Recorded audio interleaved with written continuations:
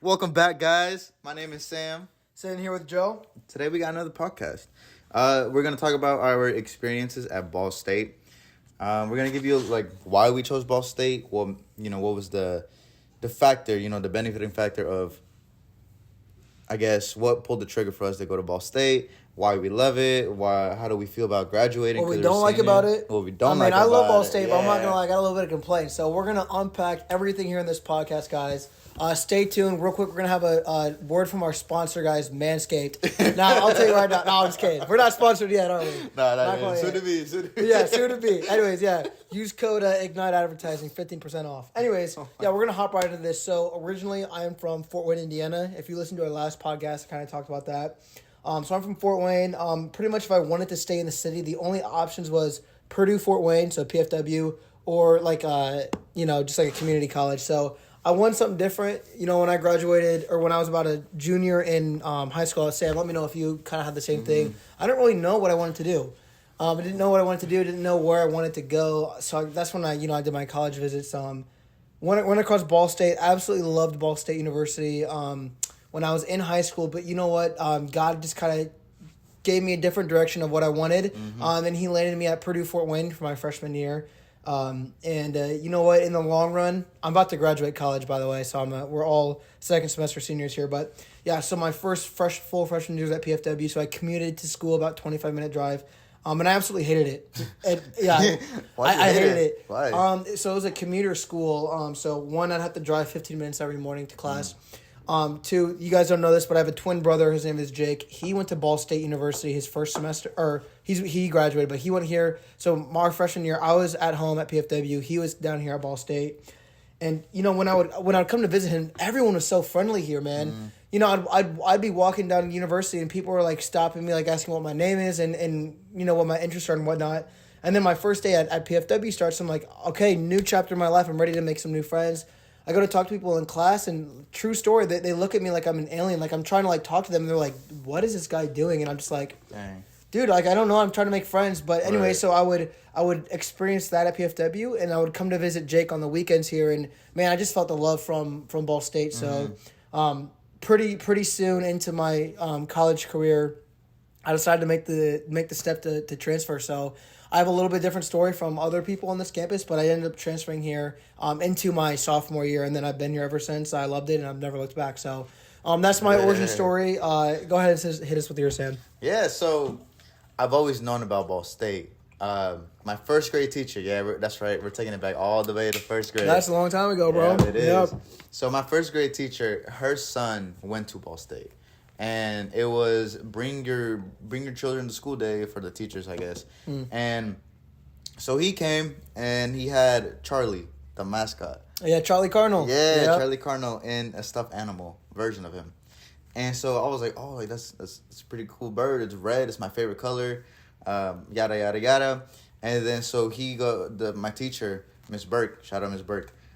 She said, Ben, that's the son's name. Ben, give the mascot to someone random. And so out of nowhere, he chooses me, and I had Charlie Cardinal in my hand in first grade. And ever since then, Ball State has always been on my mind. Fell in love ever since, huh? Yeah, I don't know what it was. That's cool, yeah, bro. I don't know what it was, but we go into high school year, like you said, Joe, I had no idea what I wanted to do. I wanted to be a mechanical engineer going to Purdue. My freshman and sophomore year of high school, bro. It's tough. You're asking for the hardest of the Yes, bro. Yeah. Yes. Math comes easy to me. But I was like, I went to junior year and I was like, yeah, I don't know about equations and learning about more about physics, P equals MV. I'm cool. Like I'm okay with that. And so I only applied to 2 colleges, IU and Ball State. And I told my parents, I was like, whichever one gives me more money and whichever one replies first, I'll go because I love both of them. I couldn't decide. It was either one hits me up first and I'm going to go with them. Yeah. Yeah. So I'm guessing Ball State hit you up first then? Ball State hit me up first. Yep. And ever since then, I just went. I went for it. And then funny story though, my freshman year, my first semester at Ball State, I almost transferred. To IU or? IUPUI. IUPUI, yeah, okay. The reason being is because I don't know, it was such like a culture shock, you know. And in high school, you go to school and you see your friends every day. In college, you're on your own. You know, if especially your freshman year, man. I mean, you don't if you have a random roommate too. I mean, it's right. Yeah, and the only person I really knew were my buddy Devin and Cole. That they're from my high school. They came over here, but besides that, that was it. You know, but I don't know. I just didn't really put myself out there, and just, you know, I had a internal confliction between either staying and leaving, and then I said, hold on, let me just try more. Let me just be more social. Let me just talk to people, and that's when I realized like people at Ball State were extremely friendly, like you said. Yeah, they're super easy going to talk to. They're super like, hey, come do this, or hey, come do this. Hey, what are you doing tomorrow? And ever since I started putting myself more out there, more opportunities came into my life, and Ball State has always kept on offering more and more and more opportunities as the day goes. But yeah, that's why I chose Ball State. Ball State's always been in my head since like first grade. Yeah, I like that. Those are some good origin stories, man. We got some good ones. Yeah, that's right. Let's see what time we're sitting at here. We got 6 minutes on the clock. So I'll kind of go into like what major I am. So I'm a business marketing major. You know, my life has always been revolving around business. Both my parents are in it, and I didn't know what I wanted to take in college or in high school for an elective class, and my counselor was like, well, just take like this marketing class. I'm like, all right, whatever, marketing. I ended up falling in love with it, so that I chose marketing as my major, but I love it for the most part. I love the marketing department here at Ball State and Miller College of Business in general. Do have a little bit of a complaint, so I'm not going to lie. Just like I feel like everybody does, but yeah, I mean, the class selection when it comes to the end of the year can be a little bit tricky. And, you know, this is not Ball State's fault, but I don't know if you're aware of this, but the Miller College of Business is kind of like, I think it's understaffed in the professor department. Mm-hmm. Like, I always remember my professor saying a couple years ago, like, they have to, you know, interview new professors and whatnot. So it was a little frustrating. It's a long story. I'm not going to go into it, but honestly, no, I was joking around. Really no complaints. Yeah, my mind's all over the place, but yeah, no, I love the majors here, so. Yeah, speaking of majors, I'm also a marketing major. Going from wanting to be a mechanical engineer to more business intuitive, more business minded and whatnot. I don't know. Marketing has always been there. I've always been, I guess, like the social butterfly in my family. My mom, I actually got that from my mom when I would be probably like 5, 8 years old, youngin. Mm-hmm. We would go to the grocery store. She'll talk to this lady. Me thinking that, oh, she's friend, you know, probably family, I don't know. And then we leave. I ask my mom, I go, hey, Mom, did you know that person? She goes, no, that's my first time ever meeting her. And they talk like they've been best friends forever. Bro, yes. Yeah. And I remember one time she was there for 2 hours. 2 hours. That's just like the stereotypical, lady. Bro. Like when you go shopping with your parents as a kid, dude, you know you're going to be there for hours. Yes, bro. Oh, yeah, dude. It's insane. And I feel like that's why my mind was just swaying more towards marketing, just because it's very... You network like no other mm-hmm. field, just because in business you have to talk to people to make business. You know, just like business to business, business to consumer. No matter what it is, you're always networking. You're always trying to find the next move, find the next step to improve whatever company, firm, whatever it is you wanna improve. And I don't know, I've always admired that business side of me, just because there's this one quote. If you want to improve, at least improve 1% per day. Mm-hmm. You know? And I always correlate that with business, because it's like you always want to maximize profit, maximize, you know, revenues, get really good ROI, like all this stuff. And I don't know, I've always been fascinated with that. Fascinated with the numbers, like I said. I love math. It's very easy for me. I can't say the same, but I respect that you do that. I wish I knew in high school I had to do all the math homework. Hey, man. $20 per paper. Yeah, there you go. But yeah, marketing is the way to go.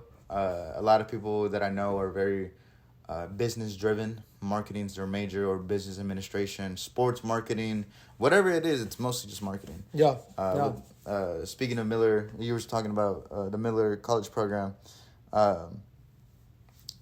Like you said with the professors, sometimes they were understaffed for a little bit. They were, yeah. But I don't know. I felt like it allowed professors to actually connect with their students more than like Purdue will, where they have Yep. 300 students per lecture. Yeah, no, I like how you said that. And you know what? I was kind of just poking fun at Ball State there. But no, I really do believe because so there's for the marketing when you come up with their classes, I think there's supposed to be a total of like 19 classes I could have chose from.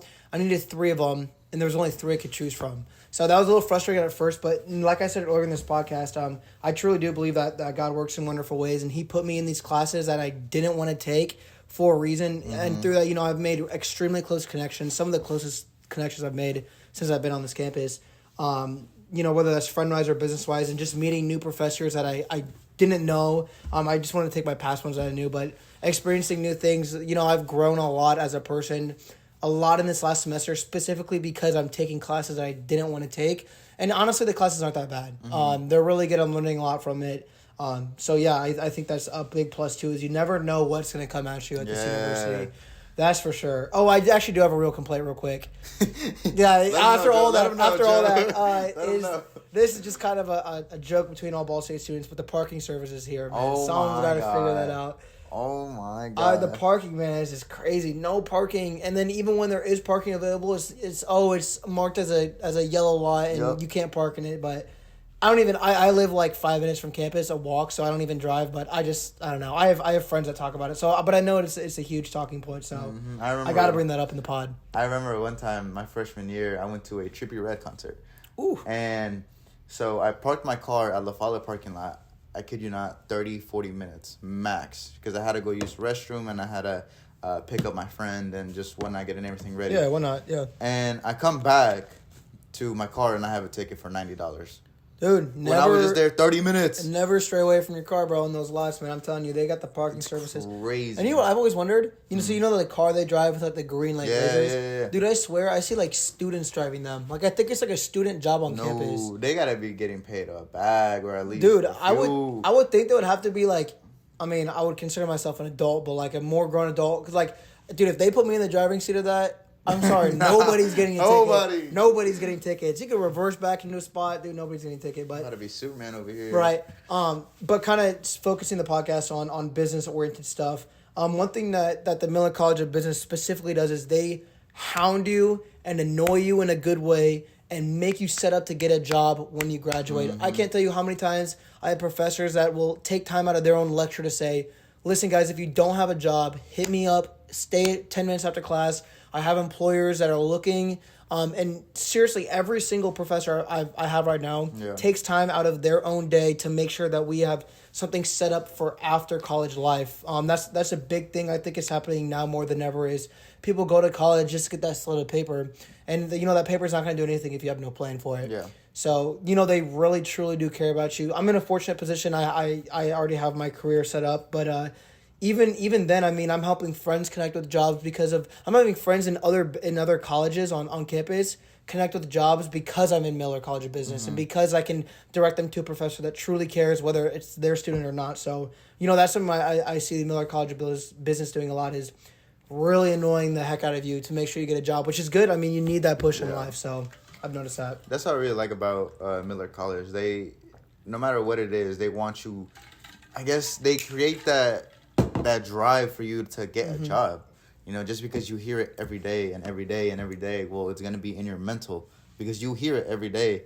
And then subconsciously, you somehow create this motivation and this drive to find a job, to actually put yourself out there and say, hey, this is my resume. I know what I'm worth. I know my value.